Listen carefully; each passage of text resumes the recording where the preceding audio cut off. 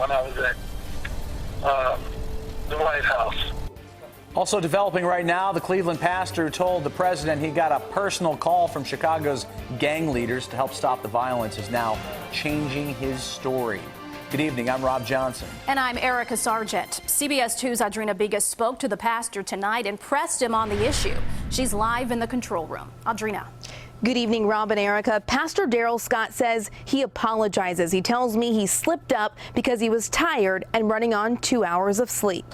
So who is the man with the plan to help Chicago's gun violence? I never heard of him. We asked a few Chicago activists. First of all, I never heard of him before in my life. Neither had we until his meeting with President Donald Trump this morning. I was recently contacted by some of the top gang thugs in Chicago. They respect you, they believe in what you're doing, and they want to have a sit down about lowering that body count. A big claim, but when I talked to him tonight, he backtracked. These guys aren't street thugs. They were former street guys. So you misspoke at the table with the president?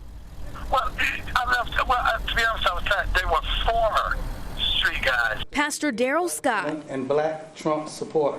and a member of his transition team. We do not need or want Pastor Darrell Scott here in Chicago. Philip Jackson with the Black Star Project says Scott's remarks are insulting and have no merit. You cannot transform a community by meeting with gang thugs, preachers. I have the connection, and I'm going to make it happen. Can somebody from the outside come in and really help?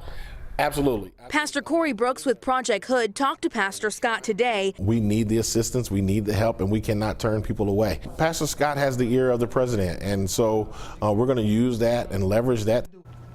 The pastors tell me they will meet with former gang members on February 15th here in Chicago.